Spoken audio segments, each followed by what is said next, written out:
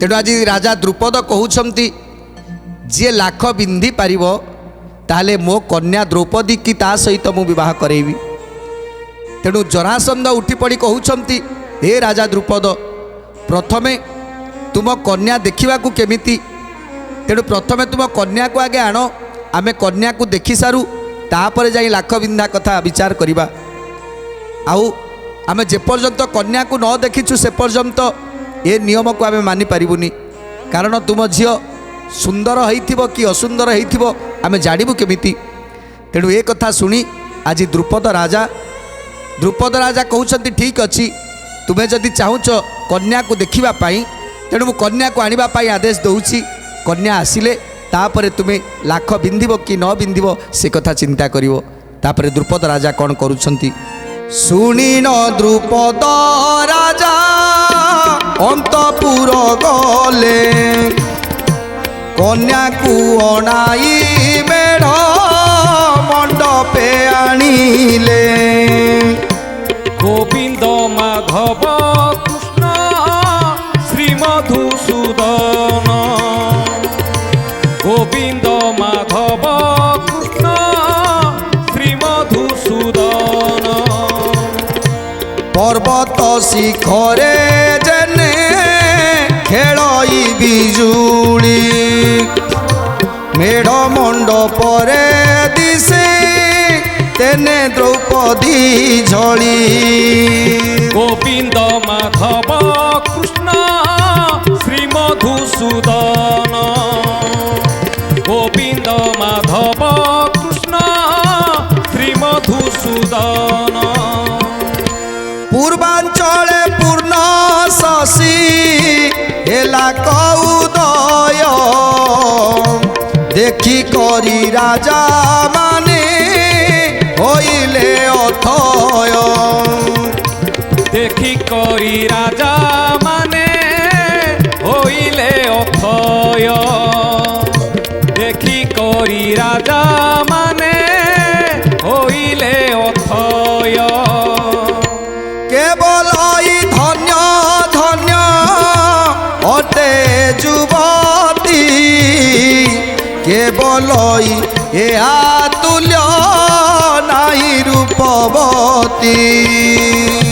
गोविंद माधव कृष्ण श्री मधुसूदन, गोविंद माधव कृष्ण श्री मधुसूदन।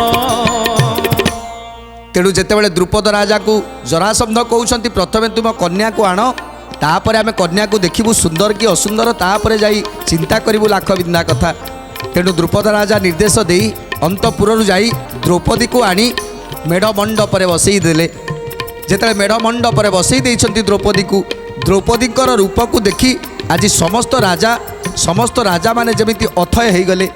एते सुंदर रूप जमिति जीवन में केबे देखी नाहंती। ए कन्या जमिति गोटे चाउल रे गढ़ा, जमिति स्वर्गरु कई अप्सरी आसी जाइछि। तेणु तार रूप को देखी, तार रूप गुण को देखी आज समस्ते मंत्रमुग्ध हो जाइछंती। समस्ते द्रौपदी को मुख को चाही रहिछंती। सेमिति ए कन्यार शिव सेवा करी जेहु पुण्य जिथिब, ए कन्यार कर कुसे धरी विवाहेब। गोविंद माधव कृष्ण श्री मधुसूदन, गोविंद माधव कृष्ण श्री मधुसूदन। जाकुए हसी करी थरे देव चाही, इंद्र संपद को तुच्छ विचारी बसेही। गोविंद माधव कृष्ण श्री मधुसूदन, गोविंद माधव कृष्ण श्री मधुसूदन।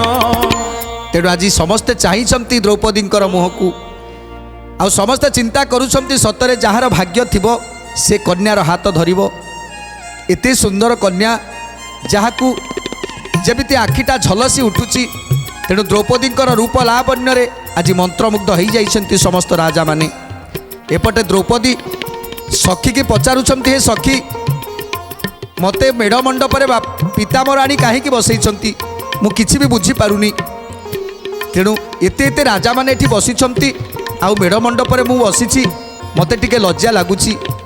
ତେଣୁ ସଖୀକି ଯେତେବେଳେ ପଚାରୁଛନ୍ତି, ସଖୀ କହୁଛନ୍ତି ମା ତୁମର ପରା ଆଜି ସ୍ୱୟଂବର, ତେଣୁ ସେଇଥିପାଇଁ ସମସ୍ତ ରାଜାମାନେ ଆସିଛନ୍ତି, ଲାଖବିନ୍ଧା ହେବ, ଆଉ ଲାଖବିନ୍ଧାରେ ଯିଏ ଜୟ ହେବ ସେ ତୁମକୁ ବିବାହ କରିବ। ତେଣୁ କ'ଣ କହୁଛନ୍ତି ଦ୍ରୌପଦୀ କି, ଲାଖ ଥଇ ରଙ୍ଗ ସଭା କରିଛନ୍ତି ପିତା, ଯେ ଲାଖ ବିନ୍ଧିବ ତାର ହେବୁ ତୁ ବନିତା।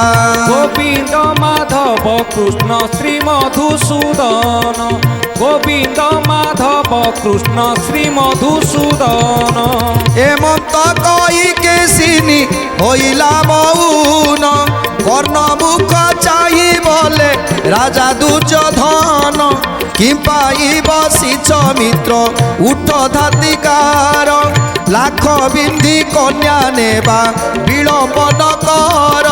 লাখ বিন্ধি কন্যা নেবা বিলম্বন কর, লাখ বিন্ধি কন্যা নেবা বিলম্বন কর।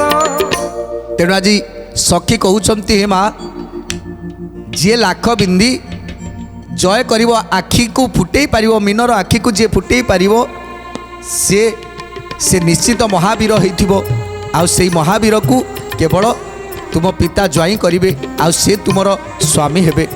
ତେଣୁ ଦ୍ରୌପଦୀ ଆଜି ଲାଜରେ ଝାଉଁଳି ଯାଇଛନ୍ତି, ଅପେକ୍ଷା କରି ରହିଛନ୍ତି କିଏ ସେ ବୀର ପୁରୁଷ ଯେ ଲାଖ ବିନ୍ଧିବ ଆଉ ମୋ ହାତକୁ ଧରିବ।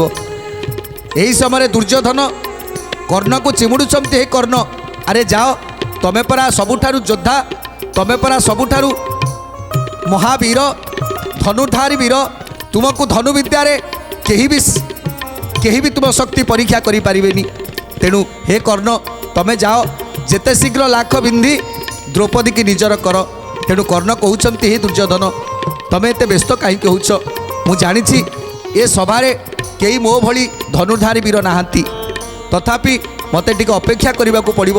ଆଗେ ସମସ୍ତେ ଯେତେ ରାଜାମାନେ ଆସିଛନ୍ତି ସମସ୍ତେ ଯାଆନ୍ତୁ, ତାପରେ ମୁଁ ନିଶ୍ଚିତ ଲାଖ ବିନ୍ଧିବି, ଆଉ ମୀନର ତା ଆଖିକୁ ସେ ଲାଖ ମାରି ନିଶ୍ଚିତ ଭାବରେ ଜୟ କରିବି, ଆଉ ଦ୍ରୌପଦୀକୁ ବିବାହ କରିବି। ତେଣୁ ଆଜି କର୍ଣ୍ଣ କହୁଛନ୍ତି ପ୍ରଥମେ ସମସ୍ତେ ବିନ୍ଧି ସାରନ୍ତୁ, ବାଣ ବିନ୍ଧି ସାରିଲା ପରେ ମୁଁ ଯାଇ ଯିବି।